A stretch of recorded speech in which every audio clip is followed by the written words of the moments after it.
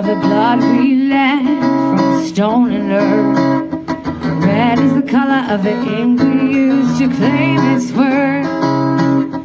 Gray is the color of the Hispanics we're living in. Green is the color of the fuel for the fire my hope runs thin. We need a worldwide revolution, retribution, restitution, revolution. How's it going, guys? How you feeling? I think we got some beautiful weather out here right now, right? You know, what are we really fighting for, guys? What is this truly about? We have an obligation, no matter who we are, where we come from, what we believe in, to provide our kids with a better world than the one we were given, right? That's why we're doing this. The next speaker I'm going to introduce, he's a personal friend of mine. He came all the way here from Alberta. Yeah, I call him the King because he absolutely is one. Everybody put your hands together for Pat King. Can you hear me all the way in the back? No! I said, can you hear me all the way in the back? No! That's right, my name is Patrick King and I came all the way out from Alberta, but it has not been the first time I've been here. We've been here 2 years ago, as of today, was our 2-year anniversary, where Alberta got together as a province and drove a convoy of transport trucks all the way across this country to get this Canada back to being where it needed to be. Guess what happened? Nothing. We did all of that for nothing. Now they're telling us you gotta be good people, you gotta wear a mask, it's about a pandemic. But you can't go to work. Well, now we're getting hit again. And now everybody in this country is standing back getting hit left and right. When are you going to stop getting hit? Now! When are you going to actually push back? Now! Standing out here protesting is one thing, but the only way to get shit done is to do it yourself. And that takes everybody in this country. And unfortunately, we are still a minority in this movement, but we are strong. It's going to take everybody's effort to do this. And I sit here today and I look at these buildings and I see what's out there, and I know 100% that these people are laughing at you. They're mocking you. They're sitting here looking at every single one of us going, ha ha ha, what are you going to do about it? That's the question that we need to start asking everybody, is what are we going to do about it? Say no. We've tried private prosecutions. We've tried the MCA. We've attempted to bring in foreign governments to investigate our treasonous government. Nothing. We're on our own, folks. Right.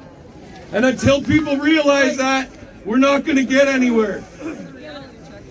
But unfortunately for me and some other patriots in Alberta, we're going to say goodbye.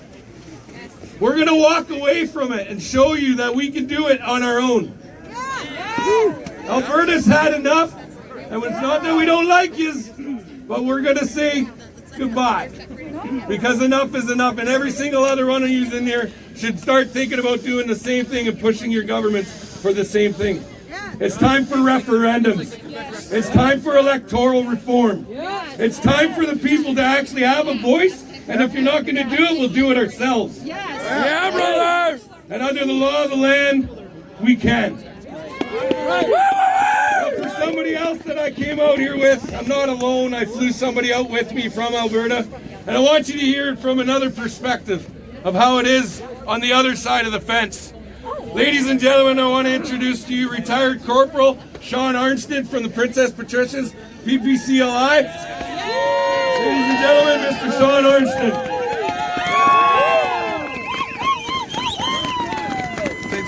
Thanks for the great introduction there, Pat. Yeah, I flew out here from Alberta with Pat. I'm a veteran.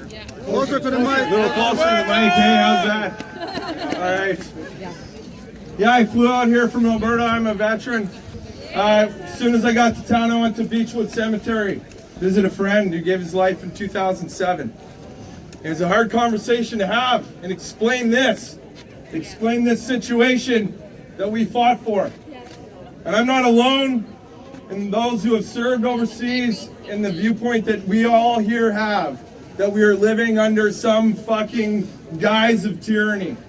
Our economy is being weakened and we are being put on our knees so that communism becomes a tempting treat.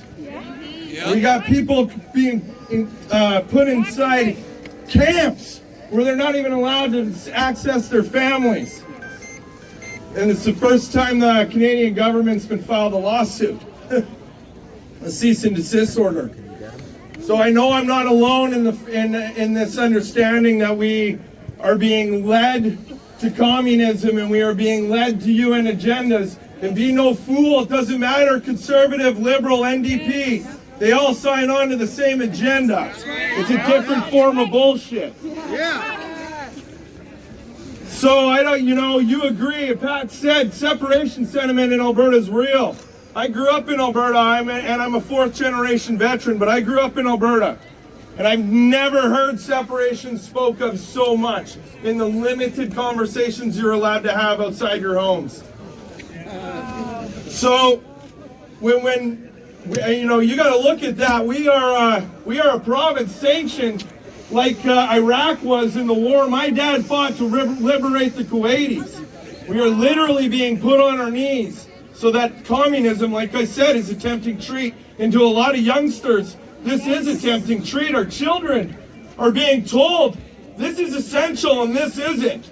Our children are being shown my government can tell me to do whatever I want and I will do it. They will comply. And that's fucking bullshit. These people work for us, man.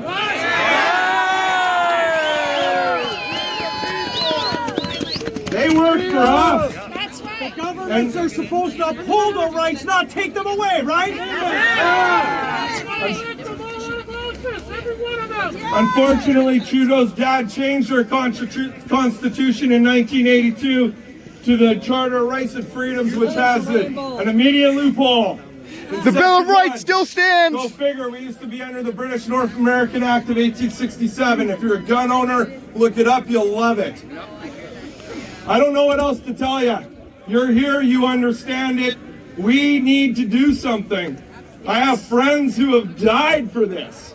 Yes. I'm literally, their life stopped at 24. That's 17 years ago. I think of the life I've lived since then and what they've missed, man. Do not forget what they gave you. That's right. Thank you so much for your service.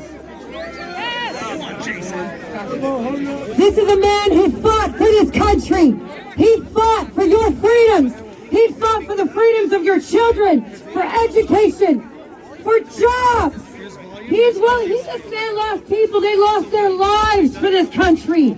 We deserve respect. They deserve respect. Every single Canadian should be out here showing these men respect. And it is so disheartening to me that he has to come here and remind you. For those of you who are not present on the Hill, we better see you rise.